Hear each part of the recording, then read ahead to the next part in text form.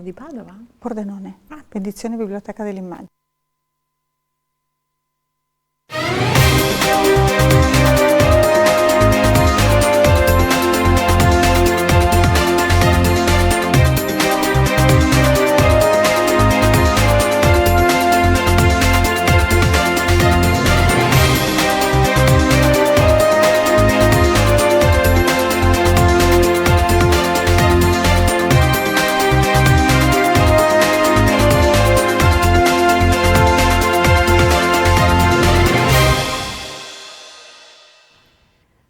Buongiorno e benvenuti a 7 in punto. Questa mattina parliamo di Natale. Ebbene sì, direte, ma è un po' in anticipo. In effetti già nei negozi si vedono i dolci tipici natalizi e anche gli allestimenti degli addobbi di questa che resta la festa più importante della nostra cultura e della nostra tradizione, sia sotto l'aspetto laico che sotto l'aspetto religioso.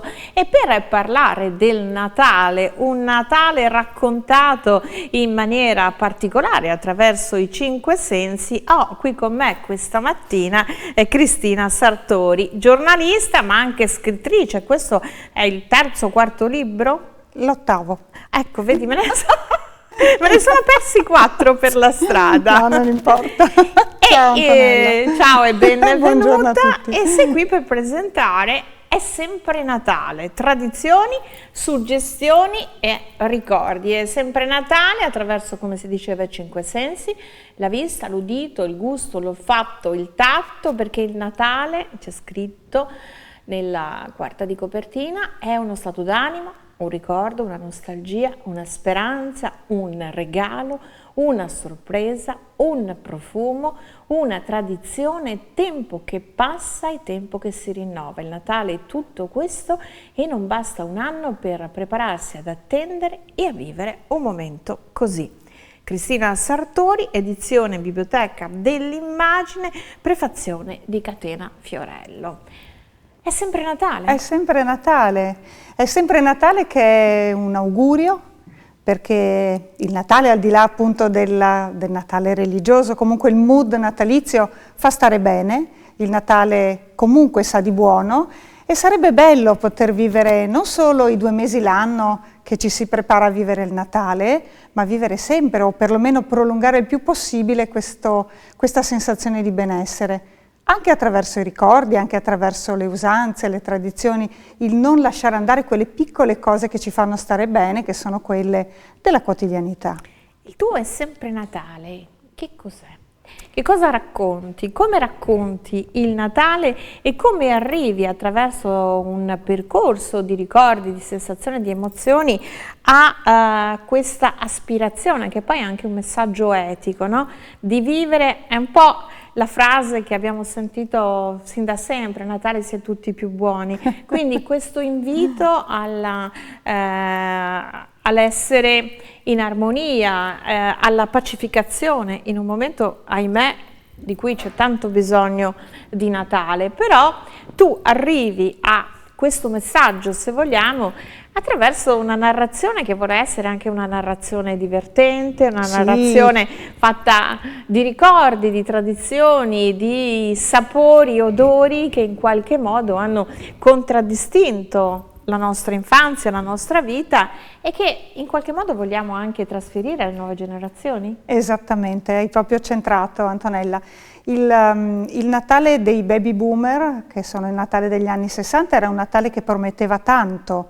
Dopo la guerra, con il boom economico, erano Natali che poi ci conducono mano nella mano negli anni 80, in quell'edonismo in cui tutto era possibile, in cui tutto era gioia, era ricchezza, e anche appunto andando a recuperare, a fare una carrellata su quella che era la pubblicità di quegli anni. I Natali erano Natali perfetti, nelle baite con la neve, con le musiche perfette, con gli amici perfetti. Poi via via gli anni ci hanno dimostrato come invece le cose siano sempre difficili. Diventando grandi ci si rende conto di come sia sempre più difficile tirare a campalo, diciamo un po' così. Però il Natale deve essere comunque un momento in cui, torno a dire, al di là del credo cristiano, su cui chiaramente ognuno Per me il Natale è il Natale cristiano, però ovviamente non per tutti è così. Il Natale deve essere quel momento in cui ti fermi da una lunga fatica dell'anno e recuperi quei momenti che ti fanno stare bene, ma recuperi soprattutto le relazioni con gli altri. Come? Un po' perché il Natale è una festa che si prepara, è forse l'unica festa dell'anno che ci metti 2 mesi a preparare, perché cominci, come hai ben detto tu, già timidamente qualche panettone sugli scaffali dei supermercati l'ho già visto. Però è anche per tanta gente aspettare il Natale significa preparare con le proprie mani qualche regalo per le persone che gli sono care, ed ecco quindi questo c'è nel Natale del tatto, oppure cucinare delle cose per il pranzo, la cena di Natale, la vigilia a seconda, ed è del tempo che uno dedica agli altri, oppure anche semplicemente scrivere un biglietto, fare un pacchetto con un po' più di cura per una persona, o andare già a comprare quei pensierini per le persone con cui si vive la quotidianità, i colleghi, gli amici, i parenti. E questo vuol dire dedicare un pensiero buono ad una persona che ci è cara, al di là di tutto. Ed è una bella lezione che secondo me andrebbe fatta sempre, non solo a Natale. Il Natale ci aiuta perché ti mette tutti in uno stato d'animo in cui è più bello dedicarsi agli altri in qualunque modo sia possibile, non importa fare i regali costosi. È una sorta di richiamo che viene esemplificato attraverso il dono materiale, che anche può essere di qualsiasi natura, anche il dono del proprio tempo, che anche diventa il dono del proprio tempo. trasposizione del dono in senso di accoglienza, esatto, e cura del prossimo, è attenzione poter dire, al prossimo. Ho dedicato del tempo a te, sei una persona che mi è cara, ti voglio bene, che è tanto difficile da dire, è una frase semplicissima, però è sempre difficile dirla, è più facile a volte dimostrarla magari in altro modo, però mi è piaciuto andare a ripescare nei ricordi di quando ero bambina, nei Natali nostri di bambini, con i lavorini che facevamo a scuola, che anche entrano appunto nel Natale del tatto. Ti ricordi l'attività fatta con le mollette di legno della biancheria? Tutto. Oppure i pupazzetti che facevamo col DAS? E vogliamo parlare della porporina? Mamma mia, è vero, ecco, che facevamo allora, i biglietti esattamente. e ci incollavamo 3/4 di porporina. La porporina dovunque, oppure della coccoina, fondata nel 1927, questa colla che sapeva di mandorla, incredibile, tutti i bambini hanno usato la coccoina per fare i lavorini, o il Vinaville con cui giocavamo ad appiccicarla alle mani per poi tirarla via. Sono tutti ricordi. Tu prima accennavi proprio alla nostra generazione, no? Quelle persone nate negli anni 60. Il tuo viaggio attraverso i 5 sensi per ricordare e recuperare il Natale è un Natale di quegli anni, oppure parti dalle tue esperienze di bambina, poi di adolescente, e piano piano arrivi al Natale di oggi attraverso perché il Natale poi evolve, rimane uguale ma evolve, c'è un momento in cui c'è stato anche un eccesso di consumismo, quindi il Natale era una corsa sfrenata al regalo, spesso anche un regalo non pensato, no? Mi viene in mente a chi si trova il 24 sera, magari molti si trovano il 24 sera per legittimi motivi, oppure altri proprio anche un po' per indolenza e prendono la prima cosa che capita. Viceversa, altri che iniziano questo percorso alla ricerca dei regali 2 mesi prima, ma magari più che sentire questo regalo, perché quasi si fa così, si deve fare così, perché Tizio mi fa il regalo, io devo rispondere. Io credo, non so se sei d'accordo, che negli ultimi anni, vuoi per una serie di situazioni, vuoi perché il periodo del boom economico in cui ci sembrava tutto possibile sia un po' ridimensionato, si sta riscoprendo il vero spirito natalizio, quindi di condivisione. Credo che poi con quello che sta succedendo proprio in questo periodo, il regalo che veramente vogliono tutti sia la pace, ma non quella della bandiera arcobaleno, che alla fine quasi si parlava di pace più in un momento in cui la pace c'era che adesso. Non so se sei d'accordo. Sì, sicuramente. Allora c'è un po' di tutto. C'è il Natale nei ricordi di bambina, chiaramente, però anche ovviamente portandolo avanti fino ai Natali di oggi. Ad esempio, l'esempio che hai fatto tu, io lo racconterei attraverso un passaggio che c'è appunto nel Natale del gusto. Quando una volta, insomma, non so, negli anni '80 andava di moda regalare a Natale quelle cassette di liquori o quelle ceste piene di cose opulente, quindi sfarzose, il prodotto di grido, e guai se la cesta non aveva queste cose, perché sennò era una cesta considerata di serie B. Fortunatamente gli anni che sono trascorsi ci hanno insegnato a recuperare una cosa molto importante, la cesta di cose da mangiare utili. Quindi adesso non so se avete notato, ma quelle cassette tipo dei liquori ci sono ancora, per carità, però sono molto meno comprate. Adesso magari si compra la cesta in cui c'è il formaggio, l'olio, il sugo, la pasta, la marmellata, il miele, cioè quelle cose che poi giustamente uno mette in tavola tutti i giorni, sono utili, sono semplici, hanno un valore molto più importante. E non vuol dire che siano regali, tra virgolette, di serie B, anzi, secondo me, in qualche modo, come hai ben detto tu, abbiamo recuperato un pochino anche quel pensiero buono che fa star bene, che non occorre spendere soldi, basta che sia appunto utile e moderato anche nella spesa. Giustamente abbiamo vissuto anni difficili, non anni, decenni difficili. Abbiamo avuto un Natale sotto la pandemia, in cui comunque non potevi fare nulla se non esprimere la tua vicinanza da lontano a chi era lontano, con una videochiamata, con qualcosa che spedivi.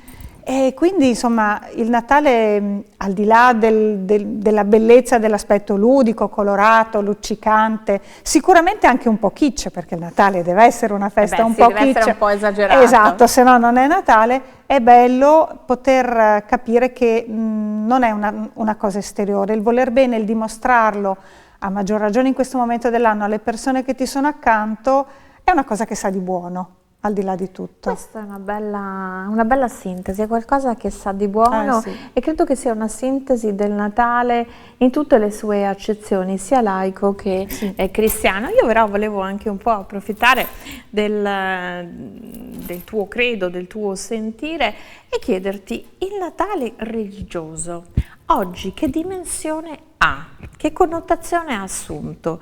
Perché nasce indubbiamente legato alla tradizione cristiana e credenti o non credenti sono le radici nostre. Allora volevo chiedere a te, anche in rapporto alle attività della Chiesa, all'interno della Chiesa, come si preparano al Natale, anche se questo un po' esula dal tuo scritto. Esula dal mio scritto, ma non dal mio vissuto, visto che appunto collaboro con la Basilica del Santo, e quindi per me il Natale è anche viverlo insieme ai frati, in quella tepore che la Basilica, pur essendo maestosa, regala in questi momenti di raccoglimento. E anche perché all'interno della Basilica, lo diciamo ma l'ho riportato lì, ci sono i presepi. E il presepe è davvero l'espressione di quel momento intimo e raccolto di un Natale che resta sempre uguale nei secoli, come dicevi tu.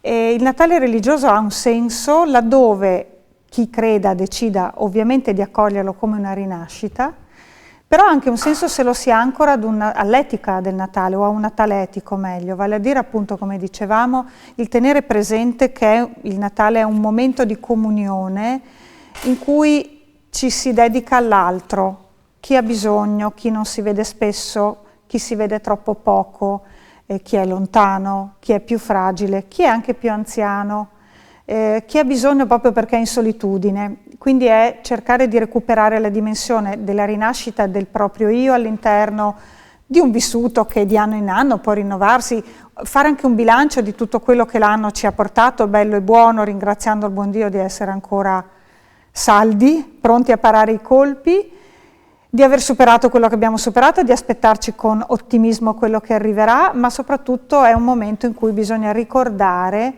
che tante persone non hanno la fortuna che possiamo avere noi, magari di avere qualcuno intorno con cui tagliare una fetta di panettone o una telefonata più cara che ricevi magari la sera della vigilia da chi vive anche lontano da te. Per cui non è per fare ovviamente prediche, perché non è il ruolo, però pensare e dire va bene, siamo fortunati con quello che abbiamo passato, con quello che sta capitando nel mondo, e dedicare magari un momento a pensare, che probabilmente per tutti non è così, e quindi dire recuperiamo un po' di pensare che Ci sono tanti problemi, ma bisogna anche pensare che tante sono seccature, li ingigantiamo noi come problema, perché quando ovviamente ci sono le cose basilari, torno a dire, persone che ti stanno accanto, ti vogliono bene, qualcosa da mettere in tavola, la salute che è la cosa più importante, e la pace, che lo diciamo, quella pace che ci consente ancora di vivere e di condurre la nostra quotidianità alzandoci al mattino pensando al lavoro da fare, senza preoccuparci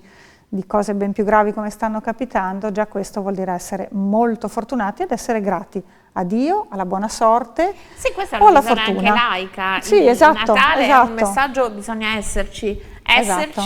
per chi Per non chi ha bisogno. per chi ha meno e per chi ha bisogno. Esatto, esatto. Tu lo definisci un divertissement, no? Perché Sì, è un attraverso tanti flash, attraverso tante immagini che recuperi, è anche divertente un po' ritrovarsi, no? Perché ciascuno di noi, Sì. volente o nolente, negli anni si è ritrovato all'8 dicembre a pensare quantomeno è il giorno in cui va fatto l'albero o va fatto Hai voglia? tendenzialmente l'albero. L'albero che era un cliché abbastanza negli anni, io insomma mi raffronto con te perché negli anni in cui eravamo piccole andava quello sintetico perché era praticamente no, quasi una conquista. Ma è giusto. Esattamente, poi ci sono stati anni in cui abbiamo l'albero vero, però anche qui adesso stiamo ritornando all'albero finto oppure quello vero che va tenuto in giardino, non sradicato. E anche le decorazioni che una volta erano quasi univoche, adesso perché i fili erano argentati o dorati abbiamo un trionfo dei colori. Come si interpreta? O anche attraverso l'addobbo dell'albero di Natale un messaggio di approccio a quelle che possono essere le nuove anche visioni del mondo, quindi con materiali ecosostenibili. Tantissimi presepi sono dei messaggi politici indubbi. Ecco, allora, Edoardo De Crescenzo in Così parlò Bellavista divideva, c'è un passaggio molto carino che mi ha fatto ricordare una persona in cui diceva che bisognerebbe dividere, e scriverlo già nei documenti di identità, dividere i presepisti dagli alberisti. Perché dice, il passaggio recitava più o meno così: un cristiano rischia che al matrimonio avvenuto scopre che ha sposato qualcuno dell'altra fazione. Io sono sempre stata più alberista, lo ammetto. A casa mia c'era l'albero vero che si piantava in giardino. Mi sono convertita all'albero sintetico perché mi dispiace condannare a morte questo povero albero che ci mette 10 anni prima di arrivare della grandezza utile per essere portato in casa. E quindi adesso mi pongo il problema, il mio albero è sintetico, ovviamente coperto di luci. Però le decorazioni per me sono quelle, e quelle soltanto, vale a dire quelle tradizionali classiche, che lasci riposare non importa di quando siano, da dove vengano, se siano di pregio oppure no. Sono quei vecchi cari amici che chiudi nelle scatole, che di solito erano scatole con queste palline avvolte nella vecchia carta di giornale che è ingiallita di anno in anno, che lasci riposare un anno, saluti il 7 gennaio quando disfi l'albero e attendi un anno prima di ritrovarle e risalutarle l'8 dicembre o quando si fa l'albero, come dei cari vecchi amici che hanno riposato in soffitto in cantina e poi tutto capita, l'anno. Perché quelle originali, almeno di quando eravamo bambine noi, di che erano vetro di vetro soffiato, che siano sgretolate. E allora magari vai a Succede. Oppure rinnovi la collezione ogni anno acquistando, o perché te lo regalano, magari un manufatto fatto artigianalmente, quindi c'è un po' la storia. Esatto, no? Per me i decori devono avere una storia. Sono bellissimi gli alberi che vanno di moda, quelli bianchi addobbati di blu, quelli verdi adobbati di rosso, però personalmente lì è scritto, perché c'è appunto un'ampia parte dedicata agli addobbi, per me il Natale è quello con gli addobbi cari, che ti ritrovi di anno in anno, che poi ti dimentichi di avere, quando scopri la cartina e dici avevo anche questo, dove lo metto? E poi va detto, negli ultimi anni fortunatamente questi fili di lucine piccolissime che cambiano movimento, che fanno dei giochi incredibili che una volta non c'erano, già quelle fanno tanto a Natale kitsch, le attacco dovunque. Anche fuori, quindi? Sì, dovunque. Cioè illuminiamo. Sì, esatto, il Natale deve vedersi, A questo proposito, queste luminarie molti casi arrivano anche fino a Carnevale. Tu come la vedi? Il 7 gennaio vanno riposte nella scatola o vanno tenute? C'è anche chi le tiene tutto l'anno, che anche a Ferragosto io vedo. Esatto. Che per carità è bello perché illumina. Ho una veranda dove avevo messo l'anno scorso a Natale su un mobile, avevo arrotolato un filo lunghissimo di luci, che alla fine della fiera mi piace talmente tanto che è rimasta là e quindi si è accesa anche a Ferragosto di sera, perché nella sera mi piace vedere le lucine che mi chiacchierano e mi raccontano le loro cose della giornata, per cui per me se a uno piace va bene, cioè è molto easy il mio Natale, è libero. Il Natale comunque è il momento in cui dobbiamo pensare ai bambini. Sì. Ecco, i giocattoli, Babbo Natale, Gesù Bambino, esatto. Tutte queste tradizioni che in qualche modo secondo me devono essere conservate, perché credo che i bambini siano consapevoli della realtà delle cose, però hanno bisogno della favola. La favola è importante. Allora sì, il Natale si vive bello, il più bel Natale lo si vive da bambini. Chi poi ha la fortuna di avere bambini piccoli o nipotini o quello che è, o i figli delle amiche, è bello poterlo rivivere da adulti attraverso i loro occhi, perché lo si recupera in una maniera completamente diversa. Qui ho messo nel Natale del tatto, che è quello che forse mi è piaciuto anche di più scrivere, che è quello che riguarda i libri. Ho messo una filastrocca del dottor Clement Moore del 1823 che si intitola Era la notte prima di Natale. Ed è una delle filastrocche più famose per quanto riguarda il mondo anglosassone, che racconta che nella notte prima di Natale tutto in casa riposava e non c'era neanche un topino che passava.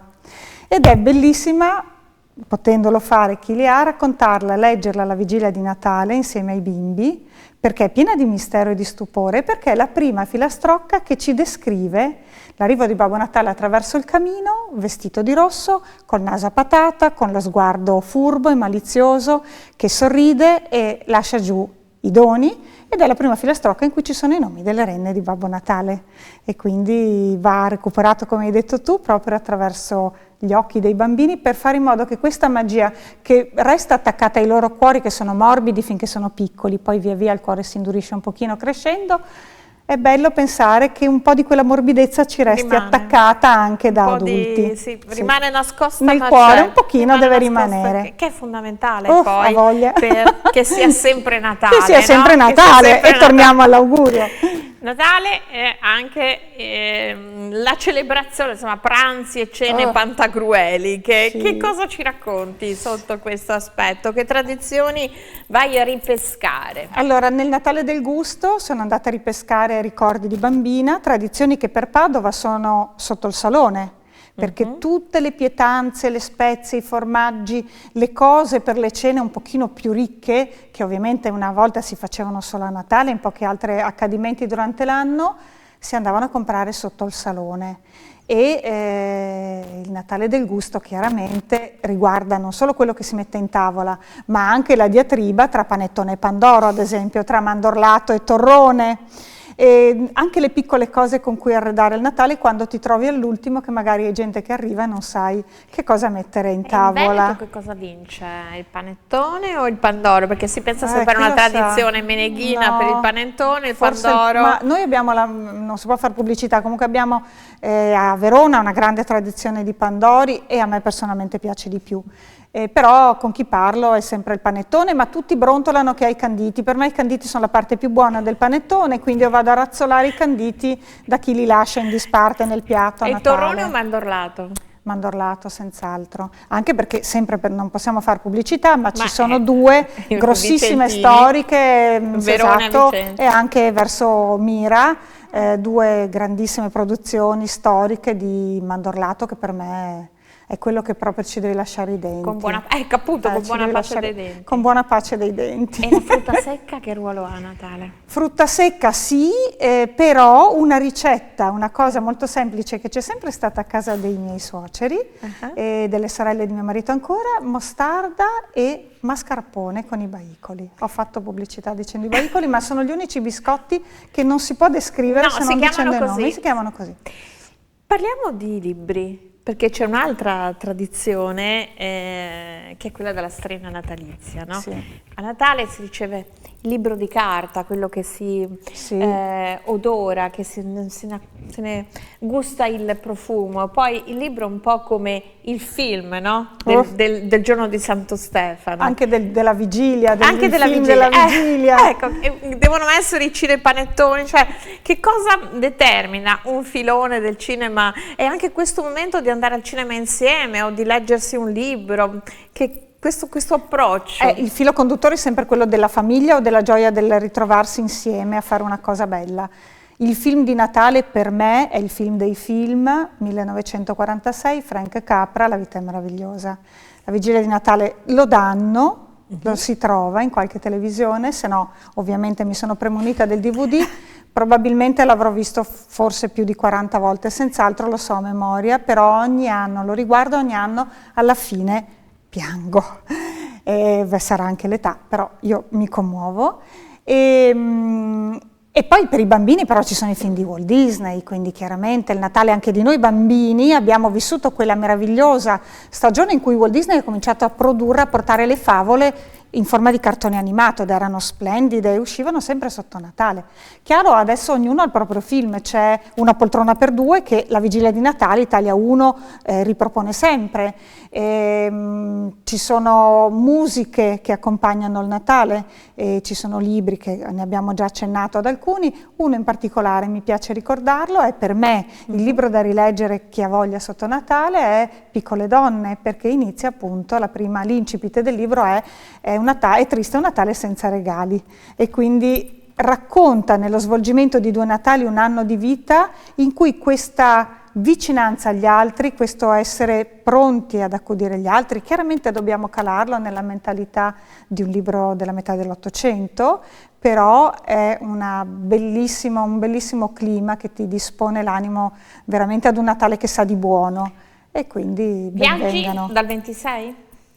Sai che, allora, ho dimenticato senz'altro moltissime cose in questo libro, infatti già me ne hanno fatte notare più di qualcuna, ho pensato che l'anno venturo farò una riedizione. Hai fatto un tanto, I viaggi primo, per me non sono natalizi. No, il Natale si fa in casa, tutt'al più il mio Natale perfetto sarebbe con la neve che qui non cade più.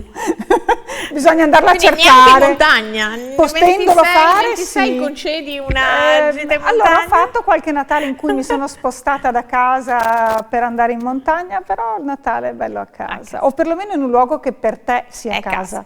E la tombola? La tombola non l'ho messa. Perché è una cosa che ad esempio, io mi sono basata chiaramente sui miei ricordi, a casa mia questa cosa qui non c'era.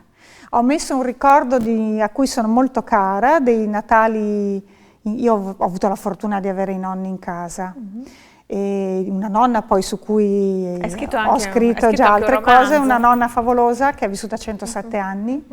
E quindi ho messo un piccolo racconto che ricorda un po' i miei Natali con la nonna.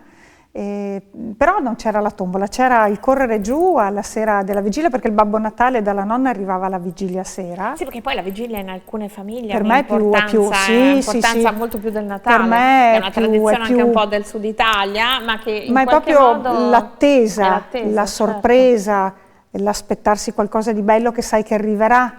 L'emozione raccolta di un qualcosa, di un miracolo che sta per compiersi, non è ancora compiuto ma sai per certo che in qualche modo si avvererà. Il giorno di Natale è la gioia del dono ricevuto, dei parenti che si vanno a trovare, dell'andare a messa, andare a vedere il presepe della basilica o di altri presepi, ce ne sono di bellissimi in tantissime chiese di Padova, e poi la gioia eventualmente il pomeriggio con gli amici di mangiare ancora perché qualcos'altro. Perché il Natale è anche l'arte dei presepi, che sono vere e proprie manifestazioni sono bellissimi, sono bellissimi. Ci sono tantissime altre interessanti situazioni raccontate in Sempre Natale, ma non abbiamo più tempo. Cristina Sartori, Tradizioni, Suggestioni e Ricordi, edizioni Biblioteca dell'Immagine. Un percorso divertente, affascinante tra la magia, la favola, la nostalgia, ma soprattutto anche con, se ho capito bene, l'intento di far sì che con i limiti umani sia sempre Natale, Sia cioè almeno sempre Natale. sforziamoci che ogni giorno sia una giornata quantomeno serena. Sì. Io ti ringrazio, Grazie, Cristina, grazie a te, Antonella, grazie che a sia voi. sempre Natale anche Esatto, per te. è un bel augurio, è sempre Natale, che sia sempre Natale per tutti. Vi ringrazio e augurandovi che sia sempre Natale anche a voi. Ci rivediamo domani mattina con 7 in punto. Grazie, arrivederci.